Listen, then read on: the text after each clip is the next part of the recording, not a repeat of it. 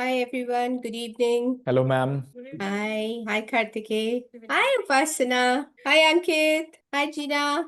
Thanks for joining, Gina. I hope you are Hi, able to. ma'am. Hi. The What puja? puja is going on, Puja and I hai. just thought I should just listen. Yeah. Kya puja? For Satyanarayan Puja. Oh, Today is Shravan Purnima. yeah, So yeah. We there's a must. puja going on at home. Hi That's Sam. all. Hi, good evening. How are you? I'm good, sir. All Belated. well, all well. Yeah, all well, sir. Good. Hi Sonal, Rolly, Ronak. Rolly, Rolly is Rolly is there? somewhere. I Yeah, saw Rolly. him. Ah. Hey, Rolly. Hey. Hi, sir. Hi. Oh, thank you, Zaina. Hello. Hello. Hi, Zaina. So all Bhavin all set? Bhavin is set? Hi, Bhavin. Bhavin, your microphone is off. Welcome. Yeah, your Yeah. microphone. Good evening. All set. Yes. Good evening. So, Pasna, of course, we have very happily, and we all know about Bhavin. But who are other two participants today? Oh, there. One will be given by Ankit, and Mridula was supposed to give one, but I think she has some viral fever and she's down with it. So Oh, Ankit will be presenting one case. Ankit Oh, can one. stretch. Ankit can stretch. Oh, For hi, him. Ankit. Where is he? I can't see him. I saw him I think he's, for I a don't know, minute. where is he? I know, sir. We all are. We've got 2 minutes. 2 minutes, yes. Oh, Huzaina has joined. Thank you, Huzaina. Thanks very much. I hope we will be having the Ankit has joined. recording. Ankit has joined? Yeah, his microphone is off. Yes. But Hi. yes, Hi. yeah. Hi, good hi, evening. Ankit. Good evening, Hi. everyone. So So- it's 8:29. Yeah. So Dear Upasna. today Yeah. there is no cap to the number of delegates, no? We have changed, Yes, sir. It or is still, or it's still 100 No, it's increased, sir. increase, no? Okay, Yes. okay. So should we start now? Yeah, I think it's 1 minute. 8:29. 1 minute left. Yeah. Hi, Rolly. Hi, ma'am. How are you? Good अरे evening. बाबा तू कितना dance करती है रे Yeah, Rolly, I want to speak to you afterwards. Yes, sir. So I will give you a call after Yes, the webinar is over. done. Yeah, Sir, it's okay, no? It's 8:30. I think we should Yeah, we start should now. start. So Everyone, please switch off your starting mics now? except for those good who's evening. going to be to. Yeah. Yeah. Yes. Okay, over to you, Ankit, and to Upasana. Yes. Yeah. Good evening, everyone, and a very warm welcome to each one of you. And today we are exploring with a focus on the lateral ankle, especially on the injury. And our aim is to share the insight, to extract the answers to our questions, and to take away the key points, the pulse that will be provided by our mentors and the speakers. So may I request Dr. Bhavin to share his screen, please? Bhavin, you can share your screen. Dr. Kartikeya, can you please introduce Dr. Bhavin to all of us? Hello, everyone. For today's sessions, we have Dr. Bhavin Patel. So can I have the first screen, please? Yeah, thank you. So Bhavin Boss is basically consultant and director at Ureva Diagnostics in Surat. And he has previous attachments at Leelavati Hospital, Apollo Hospital in Mumbai. And he has been mentored and finally nourished at Thane Ultrasound Center under Dr. Nitin Chaubal, sir. So he's one of the fantastic musculoskeletal radiologists with keen interest in Doppler and interventions and multiple international and national publications. So without much delay, over to you, Dr. Bhavin Patel, sir. Thank you, Dr. Kartikeya. So, good evening, everyone. Lateral ankle injury is just a minute.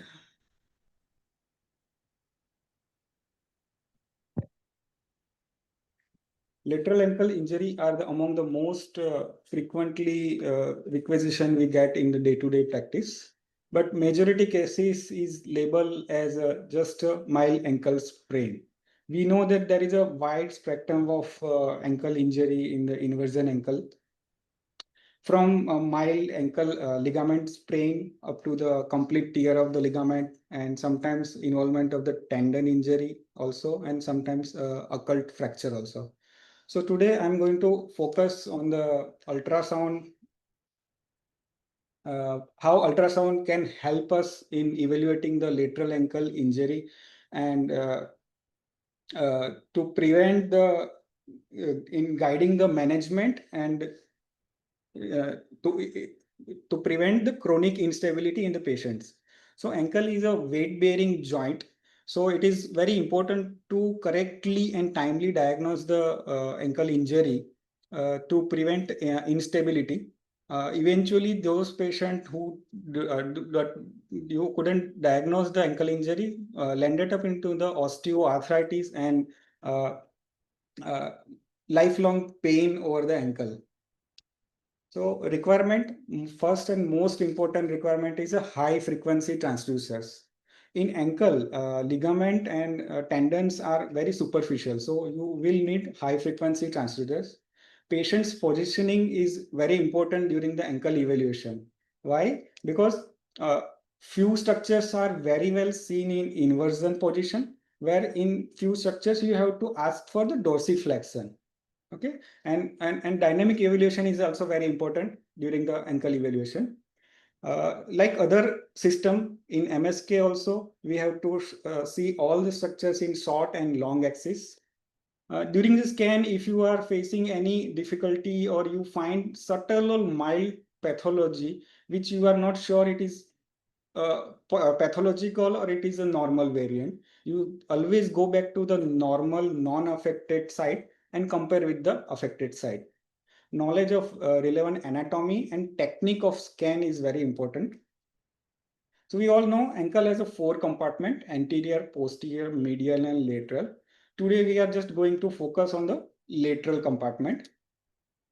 How we can scan the lateral ankle? You can scan lateral ankle in sitting and supine position also, but I would like to scan in left lateral supine position, left or right lateral supine position, and putting the one small pillow below the ankle so that I can get the free movement of ankle. If I want to do plantar flexion or dorsiflexion, inversion, eversion, I can easily do, and patient is also comfortable in this position. Okay. Most important bony landmark is lateral malleolus. You can palpate this bony landmark in all the patient. If patient has a severe edema, swelling, then also you can palpate lateral malleolus. And all the structures what we are going to see today, all play role around the lateral ankle. So always start palpating your lateral ankle, putting your probe on the lateral malleolus, and then start the scan. Okay. We have the checklist: 2 tendons, peroneal longus and peroneus brevis. There are few ligaments are there around the lateral ankle, but 3 are major and most important ankle. Those are anterior talofibular, calcaneofibular, and anterior inferior tibiofibular ligaments. These are the more affected and more commonly seen during the day-to-day practice. Rest are posterior talofibular, posterior tibiofibular, calcaneocuboidal, and bifurcate ligaments. Okay. As I told you, dynamic scan is must. Without dynamic scan, you can't complete your ankle evaluation. Examine all the structure in short axis and long axis, and follow tendons up to the myotendinous junction. In lateral ankle, there are 2 tendons.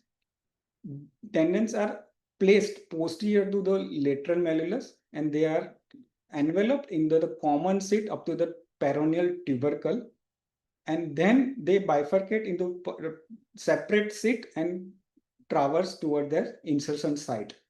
These tendons are placed in malleolar groove by this retinaculum. These are superior and inferior retinaculum. We'll see one by one how to evaluate peroneal retinaculum and what are they. So peroneal retinaculum, these are superior and inferior. 2 peroneal retinaculum are there. Those are basically fibrous thick band-like structure which keeps this peroneal ligament behind the malleolus, and they don't subluxate anteriorly from the malleolar groove. Inferior retinaculum is a continuation of the extension retinaculum. In this axial short axis view, you can see hypoechoic band-like capsular structures, which is enveloping the peroneal brevis and peroneal longus tendon. That is a superior peroneal retinaculum. And you can see there is a hypoechoic triangular shape ridge. There is a osteofibrous ridge by which it is attached to the lateral malleolus.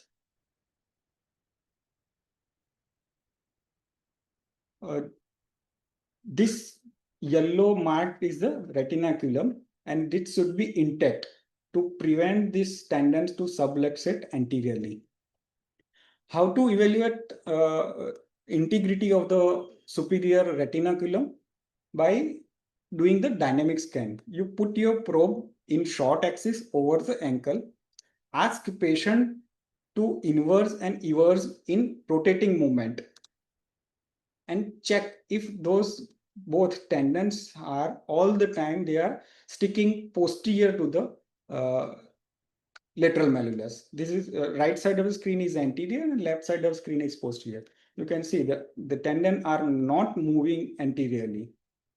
If we slow down, we can see in inversion, eversion, it is pushing the retinaculum anteriorly, but it is not crossing it. So it means superior peroneal retinaculum is intact.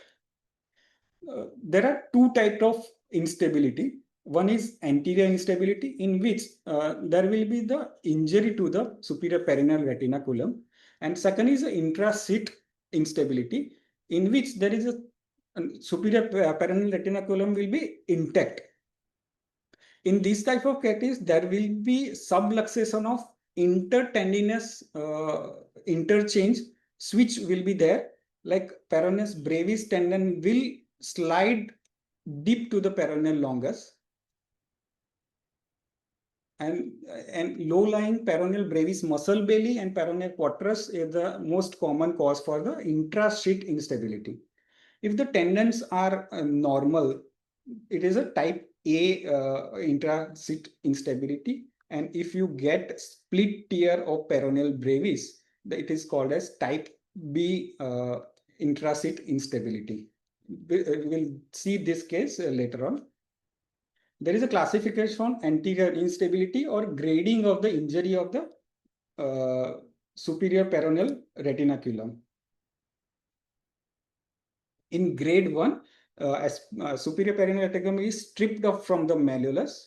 In grade 2, fibroosseous ridge is detached from the malleolus. In grade 3, there is a bony avulsion of the SPR, and in grade 4, there will be complete tear of the retinaculum.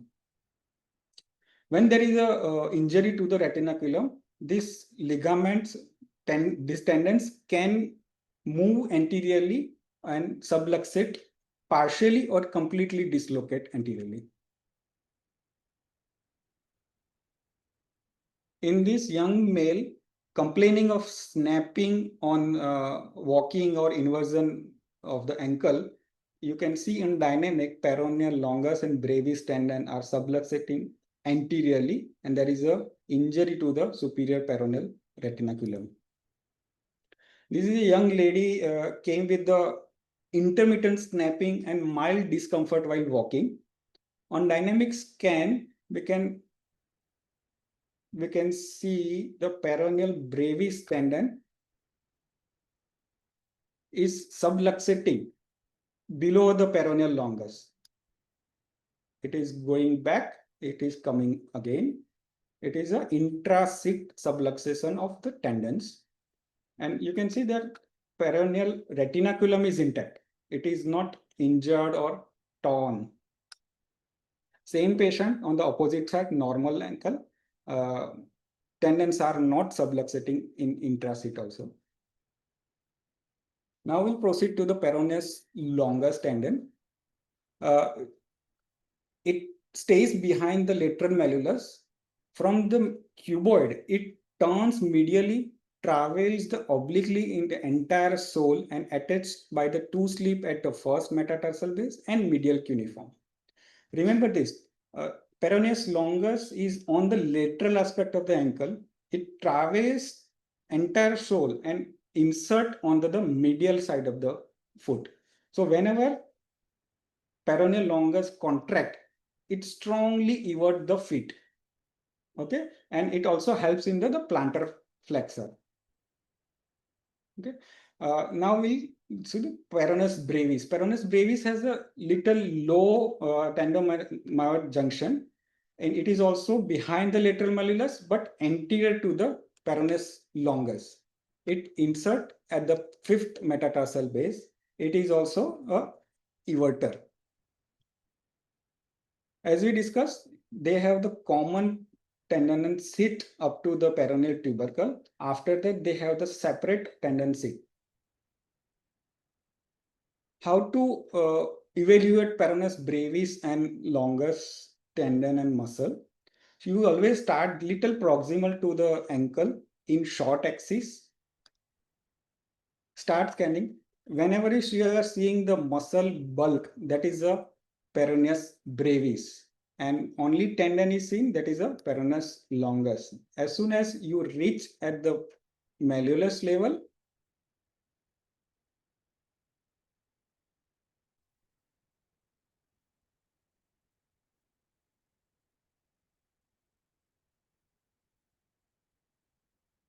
near the malleolus, brevis is more close to the bone and it traverses by brushing the lateral malleolus. So if patient has some osteophyte over the lateral malleolus, it can lead to wear and tear in the peroneus brevis tendon, and always trace the tendon up to their insertion. Okay. In axial, this is the peroneal tubercle. From here, it separates the two tendon. This is the tubercle, and it separates the two tendon, and it goes to their insertion site. Okay. So remember B with the bone. So peroneus brevis is more close to bone at the lateral malleolus. So we have talked about muscle and tendons. Tendons are the extension of the muscles and by which they attach to the bones. So all the lateral ankle muscles and tendons are more superficial, where the ligament are more deeper structure. Why? They are intraosseous. So basic idea of ligament is they held the both bones where they are attached to keep them in the place. Okay, so we'll discuss the three main ligaments: AITFL, ATFL, and common femoral, calcaneofibular ligament.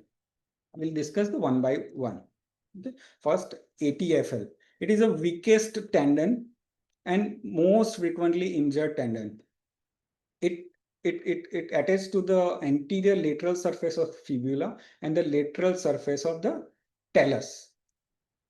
It stabilizes the anterior motion of the talus. Okay. And you can see the direction of the ligament is almost parallel to the sole of the foot. So if you want to see the tendon on sonography, your probe should be parallel to your foot. How we can trace the ATFL? You start same in short axis, proximal to ankle joint. This is fibula, this is tibia. As soon as you get the visibility of the talar dome, you angulate your probe and then slide distally. You will get the fine fibril ATFL. Okay, this is the ATFL. So you can see the direction of my probe is almost parallel to the sole of the foot. Okay. ATFL is attached to the talus and one end at the lateral malleolus. this much fluid is normal in ankle joint. So don't label as an abnormal fluid collection.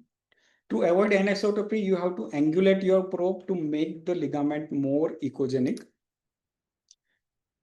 ATFL has basically two bends. So evaluated that you have to scroll from cranial to caudal. You have to swipe your probe superior to inferior.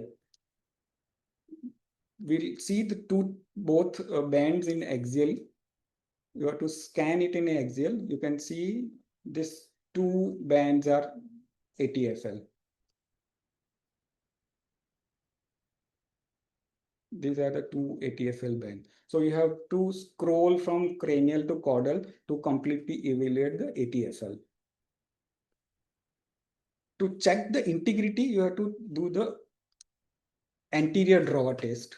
By pulling the foot of the patient anteriorly, you will strain on the ATFL.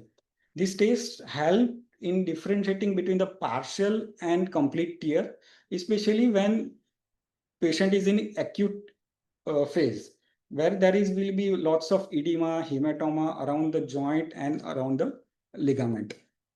If there is a complete tear, there will be increase in distance of the both torn fragment. Now we'll proceed to the calcaneofibular ligament. It is a thick cord-like structure connecting to the lateral malleolus to the calcaneum. It stabilizes the subtalar joint and it prevents the inversion of the calcaneum. So whenever inversion injury occurs, all three ligaments get stretched up and get injured. To visualize calcaneofibular ligament, you have to ask patient for dorsiflexed. Keep your probe oblique coronal plane, one end at the lateral malleolus and other at the heel. And you will see the thick cord-like structure that is a CFL. Sometimes it is difficult to directly get this image. So easy way is to ask the patient. This is my way. I do it in the prone position. I ask patient to take a prone position. Patient's foot and ankle is on the edge of the edge of the bed. And I start scanning posterior lateral aspect in short axis. After reaching the lateral malleolus, I angulate my probe. We'll see in dynamic scan.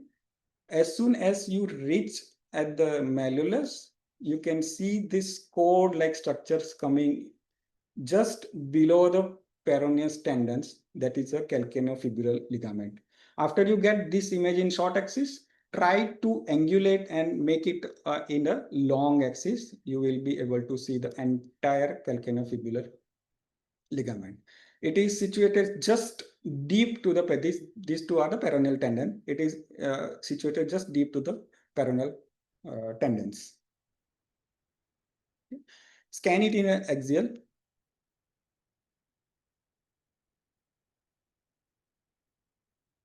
As soon as you get the tendons deep to those peroneal tendon, there is one echogenic bright structure, cord-like structure, that is a calcaneofibular ligament. You scan it cranial to caudal and entirely. You can see this, you will beautifully seen in axial plane also. How to check dynamically? So first focus the long axis of the calcaneofibular ligament and start inverting the calcaneum.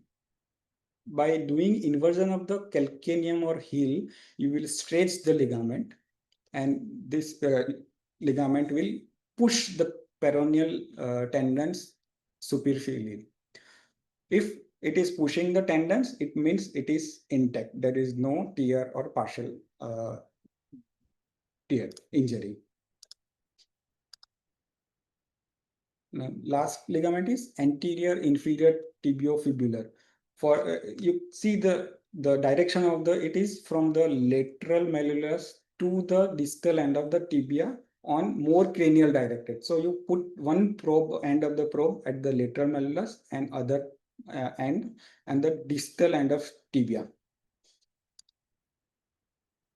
After getting the image of the AITFL, you have to angulate your probe because initially it will be the hypoechoic. Don't misinterpret as a tear.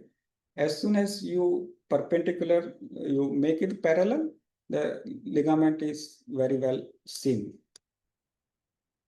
Same, you have to scan it in cranial to caudal direction to entirely evaluate the AITFL. So ATFL is the most common injured ligament in the body. Calcaneofibular CFL is usually sequentially torn after the ATFL. So isolated tear of CFL is unlikely when you can see a normal ATFL. Complete tear may accompany with the fluid and hematoma around the peroneal tendency. And ultrasound accuracy is as high as MRI. Ankle sprain patient most frequently come with the swelling, ankle pain. Sometimes they are unable to take a weight on the affected side. So grading is important. There are 3 grades. Grade 1 is milder form, grade 2 is moderate, and grade 3 is severe. In grade 1 injury, the tendons will be hypoechoic and thicken. There will not be any tear or any discontinuity of the fibers. In grade 2, there will be a partial disruption of ligament. There may be fluid hematoma around the tendon ligament. And in grade 3, there will be the complete discontinuation of the ligament, retraction of the torn fibers, large hematoma, and sometimes they involve the peroneal tendon injury also. Why properly labeling of the grading is important? Because it helps in management. Like in grade 1 injured patient, recovery time is around 4 to 6 weeks. And management is, you can call it as RICE, rest, icing, compression, and elevation. That will recover the tendon injury. But however, in grade 2, recovery time is more than 4 weeks up to 6 or 8 weeks. In those patients, sometimes with RICE, you have to immobilize the ankle by ankle splint. And in grade 3, it is a very longer period. Sometimes after 2-3 months of conservative treatment, physiotherapy, if there is a laxity or instability of the joint, they can think of for the surgery. We'll see all the grading of tendon one by one. This is a 34-year female, 8 days back ankle inversion injury. You can see ATFL is hypoechoic, little heterogeneous, and very thickened. Even calcaneofibular ligament is also hypoechoic and thick and cord-like. Even there is a fluid is there around the peroneal tendon sheet. That is, these are the grade 1 injury to the ATFL and CFL. In this patient, entire ATFL is thickened, hypoechoic, but you can see anechoic cleft-like structure in the deeper fibers. That is a partial thickness tear. This is a grade 2 partial thickness tear of ATFL. In this patient, there is a complete tear of ATFL. Why dynamic examination is important? Because you can see in dynamic, you can see the both torn segment of the torn ligament and fluid herniating in between during the dynamic scan. This is the grade 3 ATFL full thickness tear. Same grade 3 ATFL, you can see complete tear from the lateral malleolus. AITFL was okay, and on dynamic scan, there is a fluid coming in between the two torn fibers. In this ATFL, it's completely heterogeneous and little lax. You can see that it is thickened, and there is a small bony chip is seen at the lateral malleolus. That is a avulsion ATFL tear. There was significant fluid and hematoma around the joint. This middle-aged lady had repeated lateral ankle injury since 1 or 2 years. And since last 15 days, she is having snapping complaint and swelling over the lateral malleolus and pain. On dynamic scan, we can see the peroneus brevis is splitting into the two part, and one end is engulfing the peroneus longus. And there is significant fluid and hematoma around the distal segment of the both peroneus brevis and longus. You can peroneus brevis is split into two, and peroneus longus is coming in between the two torn peroneus brevis. On dynamic, we have to check for superior peroneal retinaculum to label at injury is there or not. You can see the peroneus, superior peroneal retinaculum is intact. Tendons, just brevis is subluxating below the peroneus longus and going anteriorly, but not crossing the medial lateral malleolus and coming anteriorly. And on dynamic scan, I have checked the SF, calcaneofibular ligament, that is also intact.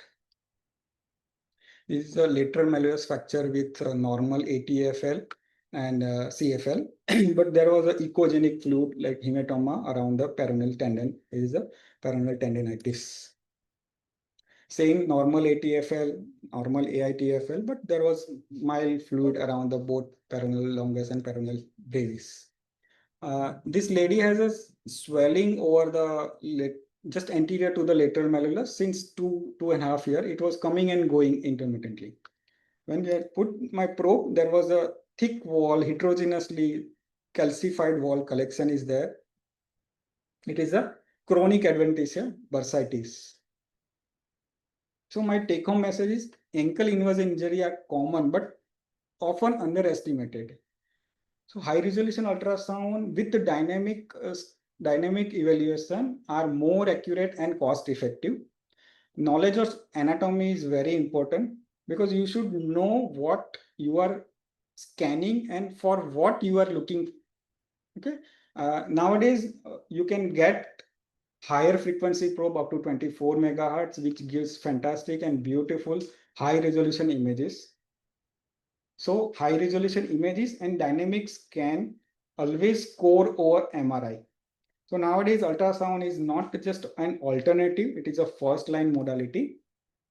So next time when you receive a patient with ankle sprain, radiography is normal, always think beyond the x-ray and put your probe on the injured part or tendinous part. You will find some kind of ligamental injury. And you can help the patient in management. Thank you.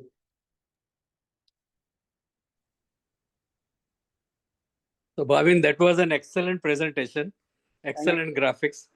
I was quite impressed by the way you showed how to look at the novel way of looking at the calcaneofibular ligament, because most of the time we look from in the supine position. Yes. And this was a new way of looking, quite impressed. And of course, your other good images were of the dynamic examination of the peroneal tendons. Nice case of a dislocation of peroneal tendons. Very good presentation. Excellent. Yes. In prone position, it is very easy for us also, Yeah. and for patient also to give Right. dorsiflexion. Right. And it is very, the prone position also helps in dynamic examination of ATFL. When you are looking at the Yes. drawer sign, what Yes. happens in a prone position, your tibia gets fixed, So Yes. the only You have structure to- that you have to manage is the foot. And then you have, otherwise, if you want to do a drawer test, you have to fix first tibia and then pull the foot. So you will need an extra hand for the scanning. You Yes. get my point. But in the prone position, you have that advantage. Your tibia automatically gets fixed. So only you have to draw the foot forward and look for any widening of the gap between the fibula and the talus, So Yes. that will tell you, of course, that whether you have a tear of the anterior talofibular, So Yes. besides differentiation between the partial and full thickness tear. It also helps us in gauging the space between the fibula and the talus. So that's a good way of looking calcaneofibular ligament. Thank you. Thank you. Yeah. So Bhavin, what is your checklist? So if most of the time we teach that we do a focused examination, quadrant-based approach.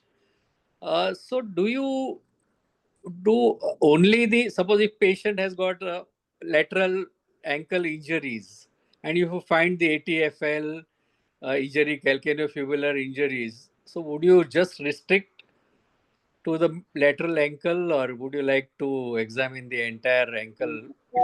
If lateral ankle ligament and tendons are normal, then I would like to screen the anterior, posterior, and medial. At least I'll screen the other compartments also.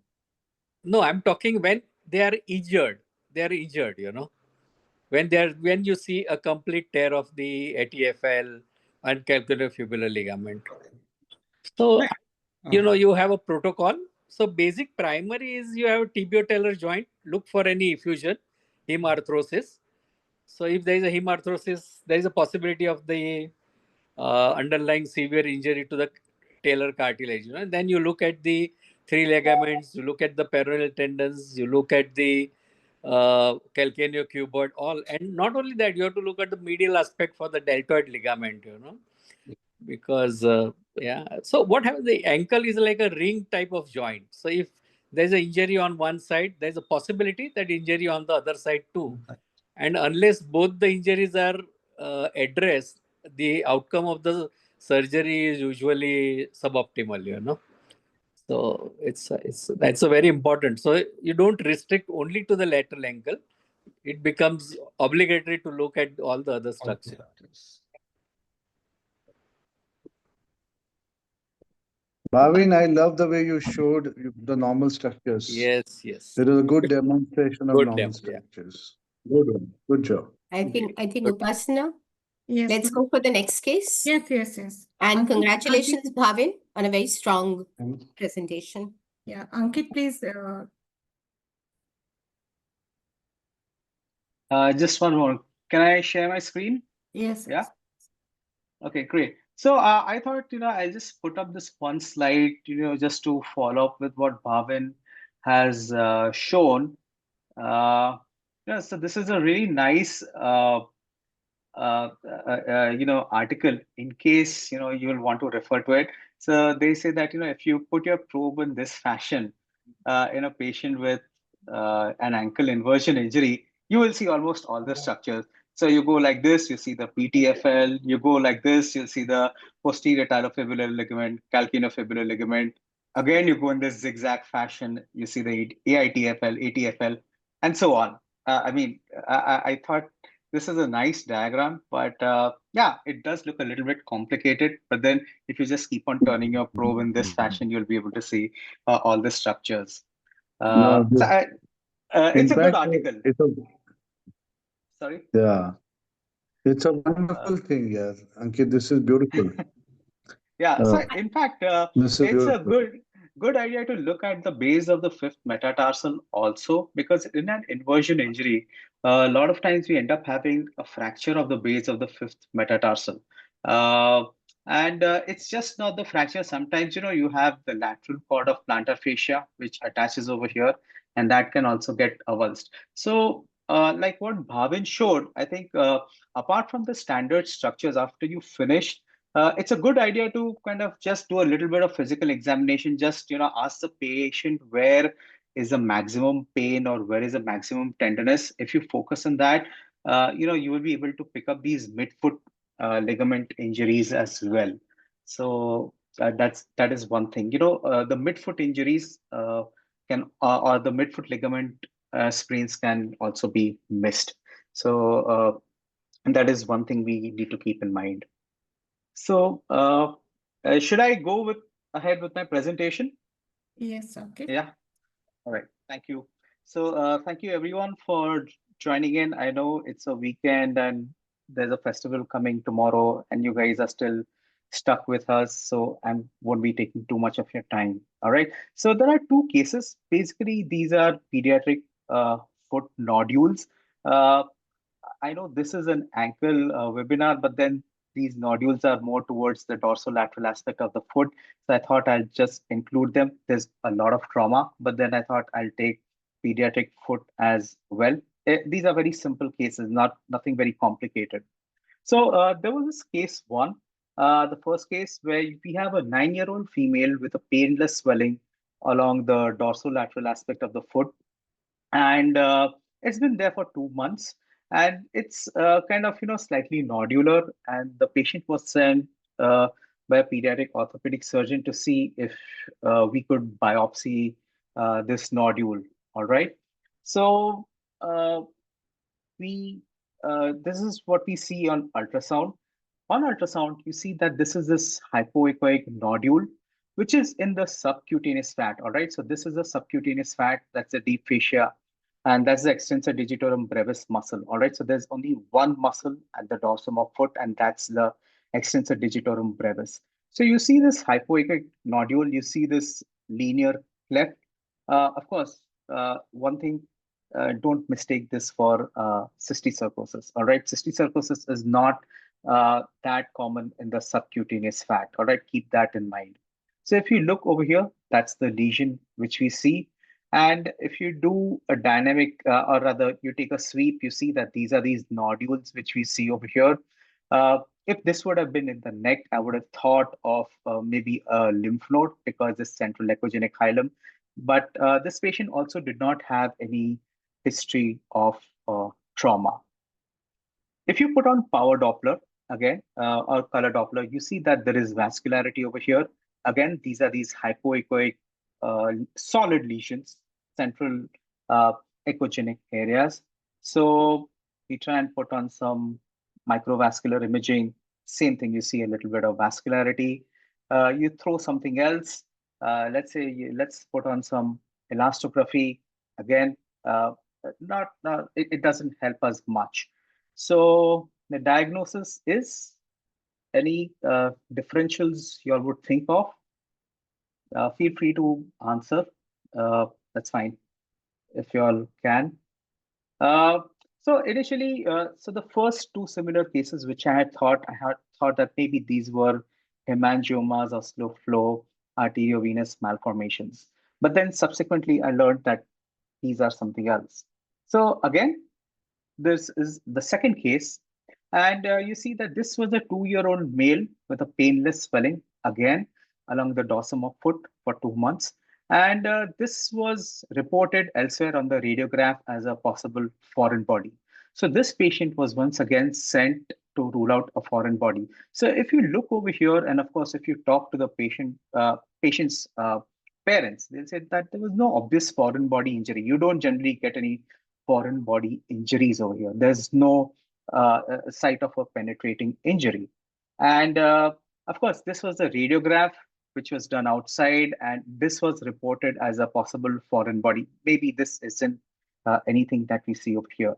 But my job was to rule out if there is a foreign body. So again, what we see is over here that over the extensor digitorum longus, that is, and over the talus, you see that there is this hypoechoic nodule, which is in the subcutaneous fat. So this is the dermis. This is the epidermis, that's the dermis, and this is the subcutaneous fat. You see this hypoechoic nodule, central echogenic areas. And again, when you look at it in the short axis, it's separate from the underlying tendons over here. And again, same thing, what you see that on power Doppler imaging, you see some intralesional vascularity. It would look like maybe a hemangioma on the first instance, but it isn't. So again, the diagnosis is, we'll come to that a little bit later. So if you see both of our cases over here, and of course, the patient also insisted that, I have a lesion on the hand too. Whenever we do MSK ultrasound, sometimes the patients, they will just insist that, can you have a look at this side also? And surprisingly, the patient also had a similar lesion on the hand, all right? So you see this peripheral flesh kind of an appearance, and then there's like a halo kind of a pattern. So all the three lesions which we saw, they have a certain pattern. And of course, the first thing, if I just look clinically, I would think of maybe a ringworm infection or something like that. But of course, the ringworm infection does not give you subcutaneous nodules. So the diagnosis is, again, uh, if you look at both the cases over here, these are slightly pigmented skin lesions. This is from the first case. Again, you have a peripheral pigmentation, but as you come towards the center, it becomes slightly more, paler. Both of them are on the pediatric age group. Foot. As far as ultrasound imaging is concerned, you see that these lesions were in the subcutaneous fat. These are hypoechoic solid nodules with central echogenicities, and of course, they do show mild vascularity.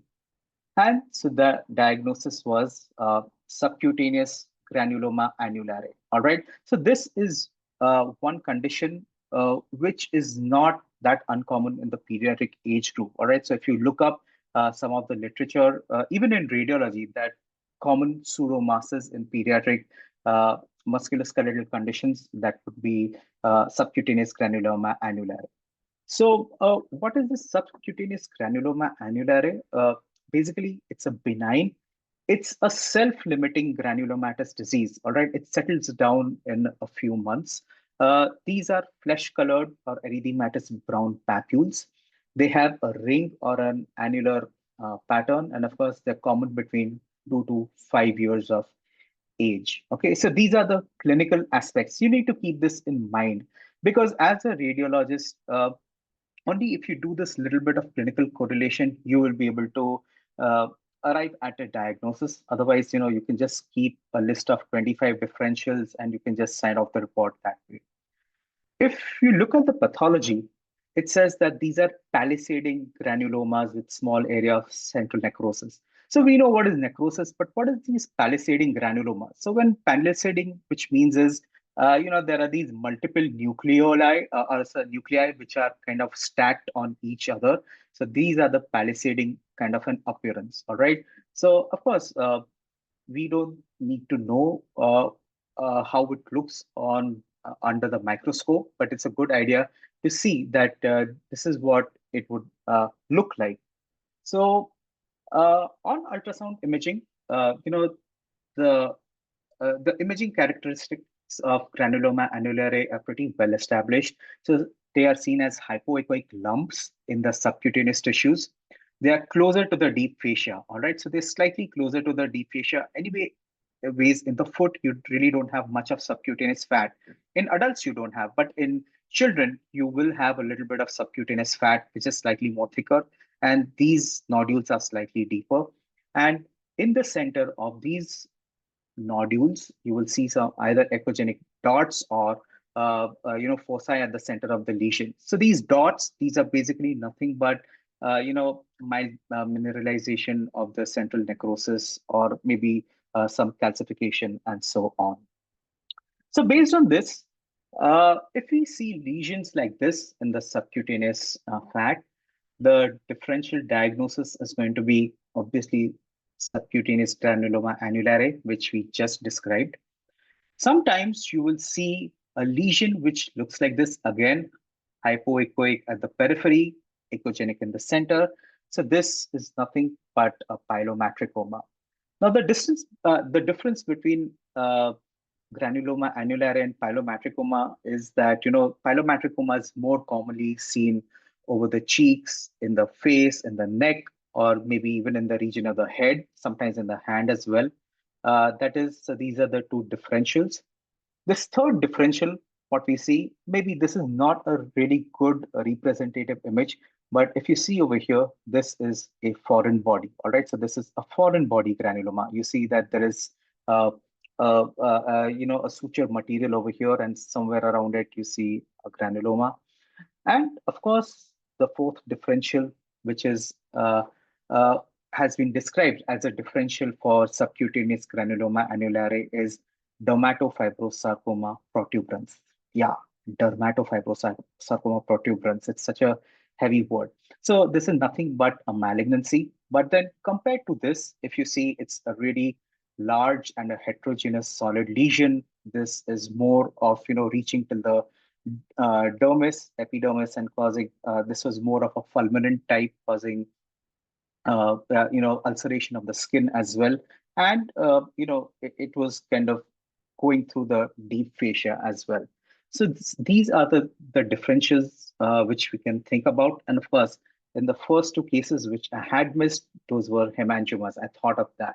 So if you kind of connect that this is a pediatric patient, this is a subcutaneous nodule. If you yourself have a look at the lesion, which is more of a target shaped lesion, slightly more darker at the periphery, and as it comes down, it becomes more paler.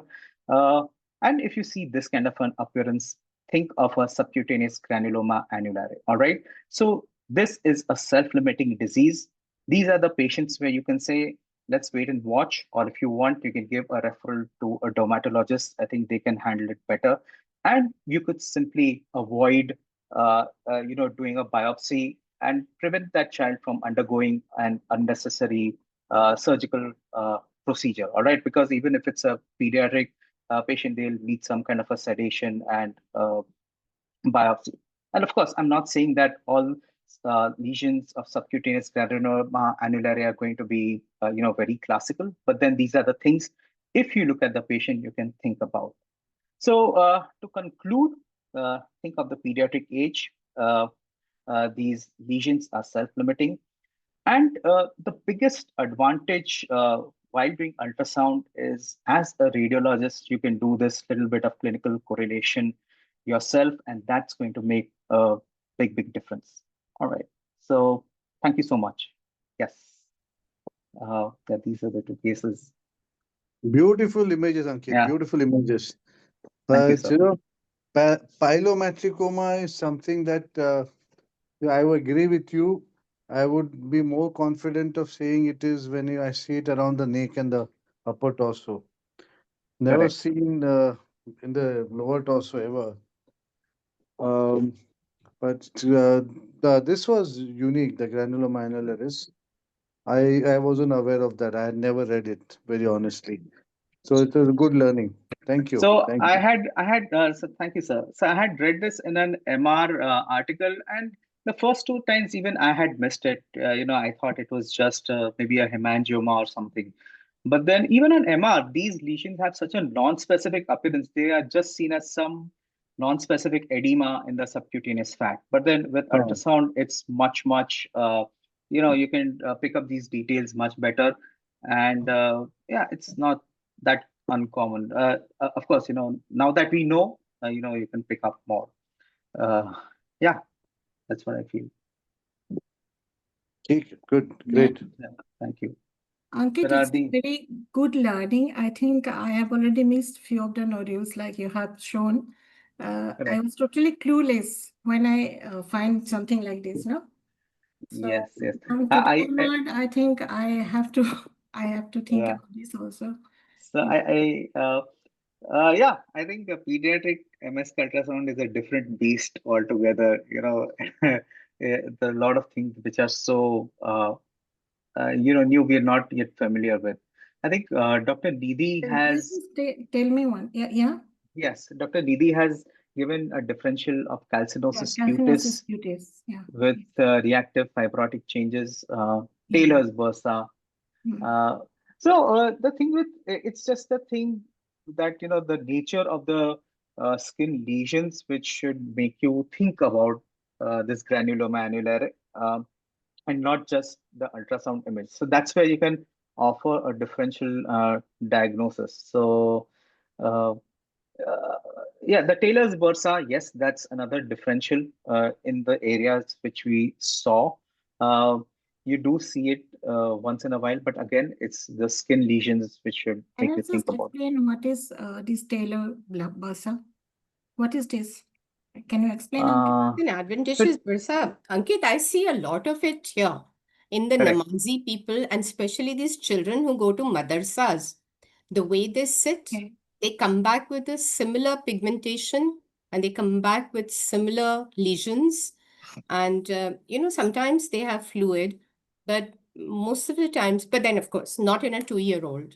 So I was stumped there. It was a good differential. Did we have any histopathology for them? So, so like I said, the first two, I wasn't sure. This one, they said that should we biopsy it? I said, just leave it. This is subcutaneous. And then, the orthopedic surgeon was, he was quite happy not to do anything. And of course, I sent him the article as well. And then everything fit, and then he just left it alone. So we avoided the biopsy. So that's the most important, just to prove this thing. And on imaging, it has these typical characteristic features. So you put two and two together, maybe you can make that diagnosis. Totally.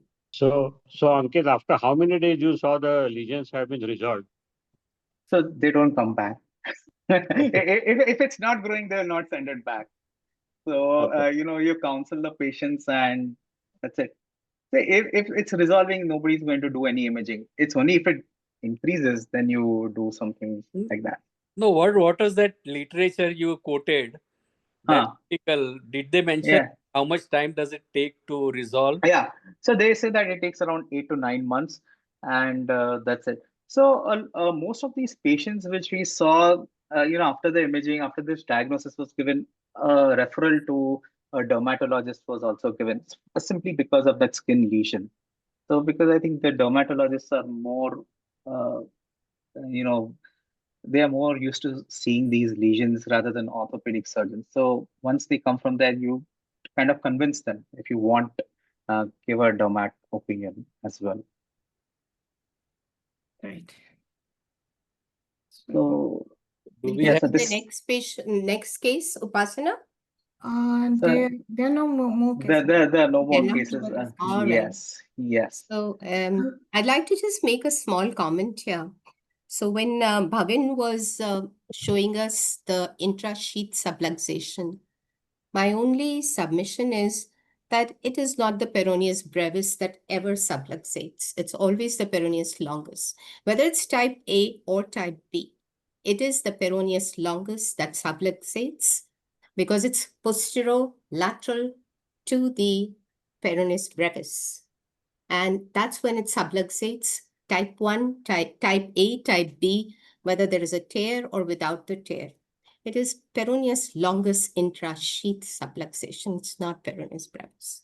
And the other thing is, so you gave a very generalized ligamentous injury grading. Today for ATFL, it's a very precise one where it's type 1, type 2, type 3, type 4. Type 1 is when it takes off. The ATFL takes off from the fibula. Type 2 is when it takes off from the talus. And then it has A, B, C. Type 2 is only A, B, because when it takes off from the talus, it is never an avulsion. So there is a partial, complete with avulsion at fibula. Then there is partial, complete, but never an avulsion from talus. Then there is a mid-substance, and then there is a retraction. So for ATFL, now this is very important. Why is this important? Because when you give a detailed classification as this, the surgeon will know what to do about it. So that part of ATFL, you cannot generalize it with other ligamentous injuries. Others are okay. Yeah, grade 1, grade 2, grade 3, which has been carrying on. But for ATFL, it's a very precise classification today. Other than that, it was amazing. Bahad, lovely cases. Okay. Fantastic cases. Can you comment on the inferior band of the ATFL separately? Like in a case, I have seen the tear of the lower part of the ATFL with the fluid going out between two bands. Absolutely. So, because when it takes off from the talar end, the distal end, it comes with vengeance, and it is very difficult to treat. It gives a greater ankle instability than when it takes off from the fibula. Yes, you can. Ma'am, one question. I have one question. How common is you have seen anterior inferior tibiofibular ligament injury in ultrasound? Yeah, I have. It's very complex, like Sir said.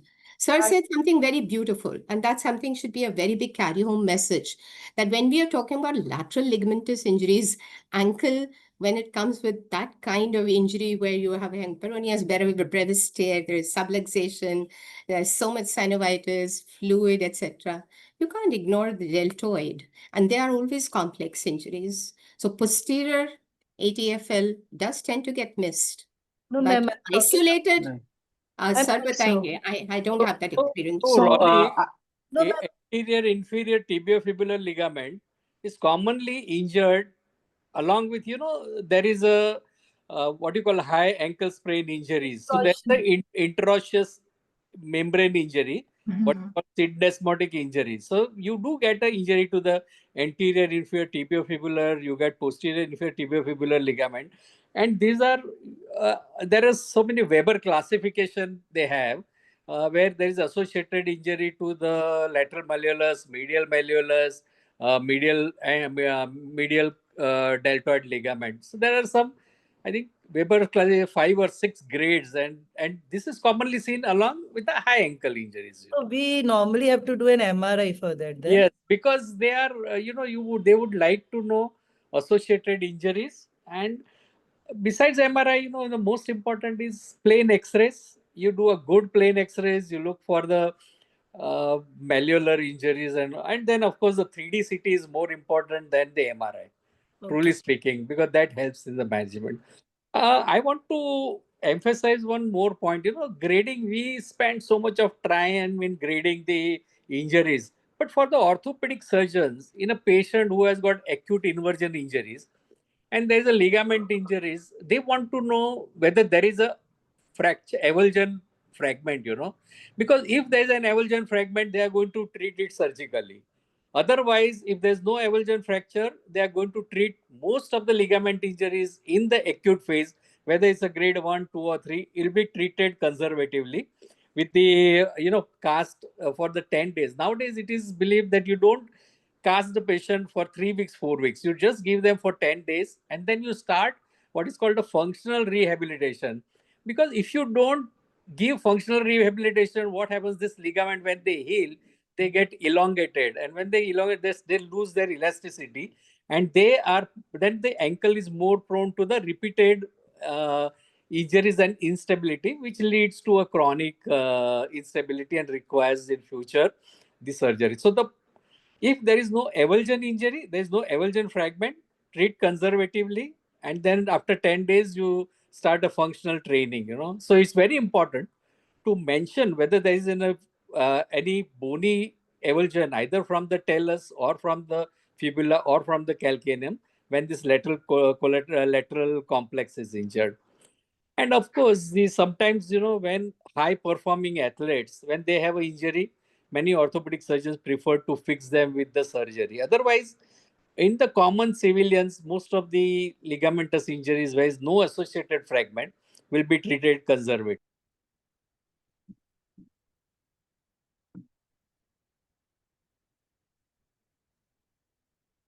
If there are any questions from the delegates, most welcome.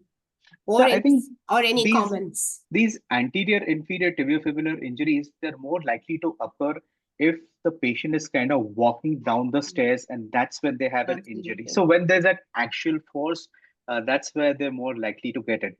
But if the patient is, let's say, walking on the flat ground, and then that's when they have that injury, they're unlikely to have, of course, yeah, unlikely to have that anterior inferior tibiofibular. So when there's a little bit of eversion also associated, that's when they have that. Another thing that we should keep in mind is, we always talk about the patients presenting acutely. Then there are a lot of patients who will present as chronic injuries.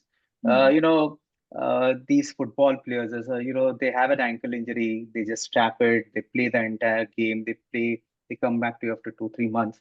And these ligaments are really, they have remodeled really poorly. In fact, they become hyperplastic, thick. And at that point of time, maybe there is scar tissue already forming. And these are the patients, maybe 6, 7 months down the line, they end up having anterolateral ankle impingement because the ligament has become so thick, there's so much of scar tissue. every time they do dorsiflexion, plantar flexion, that soft tissue gets impinged between the talus and the lateral malleolus. So this anterolateral ankle impingement is another area or cause of concern where patient has chronic ankle pain following inversion injuries. Okay, so it is like the stress injury in athletes, and chronic stress injury. Yes. Yes. So I think you should look for the bone also in these cases, because there might be optical irregularities, small osteophytes, or anthesophyte type of thing that can happen. Correct. So sometimes I do have a look at these patients in the standing position as well, because if you ask them to bear that weight, and you can actually try and see if that soft tissue is getting impinged between the lateral malleolus and the talus. You can see that at times. It's worthwhile doing that exercise. It's inconvenient, but you can do it. These changes, can you see it in tendons also because of chronic injury to the tendon, like peroneal tendon? Because it will not be like the acute tendon injury, no? Correct. Subfibular impingement. Exactly. This you will see that, and in fact, this subfibular impingement, hindfoot impingement, you will see in really bad flat foot patients. Tibialis posterior dysfunction. When there is valgus heel alignment, you will see that the patients with bad flat feet, they come with pain along the lateral aspect of the ankle. They will not come with pain along the medial aspect. On that point, I'm going to, Ankit, join here with you that when there is a chronic peroneus brevis tear for too long, it always gives a reactive tendinosis in the peroneum, because the peroneus longus is going along with it and going through the cuboid tunnel. And we've had these patients come up who actually present with the instep mid-plantar pain, and which can be, misunderstood as plantar fasciitis or lateral calcaneal nerve entrapment and everything, but actually it is the peroneus longus. And when we go on the plantar surface, we see that peroneus longus tendon actually, when crosses over, it is actually going and crossing over the posterior tibialis tendon as well, if you look at the anatomy. So the posterior tibialis tendon and the peroneus longus at some point cross over each other. So whenever there is that plantar arch problem and that mid-plantar pain, one should be very careful not to document that as plantar fasciitis, because that's where the patient is complaining of pain. So chronic peroneus brevis tear needs to be very carefully looked for peroneus longus pathology as well. Yes. Correct. And there is a question for Bhavin. Bhavin, what dynamic scan for peroneal retinaculum tear? That's coming from Dr. Reena Gupta. Can I share my screen? Yes, of course.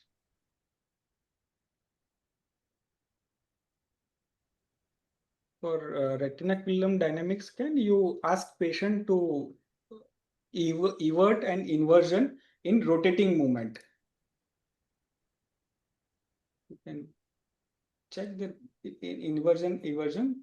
There is no subluxation, and this integrity of the retinaculum is intact. If we pause the video, here, this is the retinaculum. It is intact.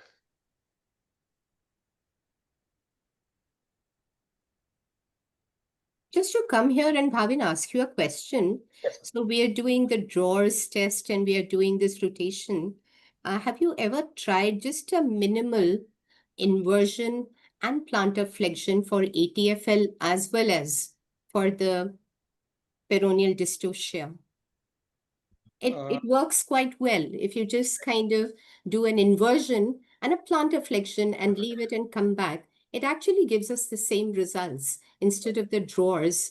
Yes, of course, drawers will be that ultimate gold standard, but just an inversion of the foot and plantar flexion. And you get the same results for the ATFL because you're stretching it. And also, so this is also something that can be performed when in a hurry. Yes. But that's a very nice demonstration. Another question is there, ma'am.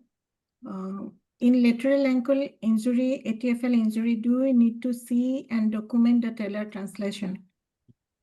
Is it clinically important? Taylor translation. It's It is a drawer test, no? I think. same the drawer test, right? Exactly. Yeah. Mm. So that is for the diagnostic purpose. Exactly. So it's there, if See, I think If you can see the tear, if you're able to see the tear, then I don't know how additional Taylor translation. yes. Gaurav, is there a point behind it? I mean, is there something that you're asking because there is another major point to it? Could you tell us what is exactly that you're asking? No. So actually, once a consultant orthopedician was asking for this. Oh, Is there any translation? Is a translation more than 5 mm or 7 mm? He was asking me. So that's why I was just at that moment I wasn't able to do or say anything. I wasn't able to comment on it. That's uh-huh. why I was just asking. Oh, right. No, Yeah. I knew there had to be a reason why you were asking, but that's Yeah.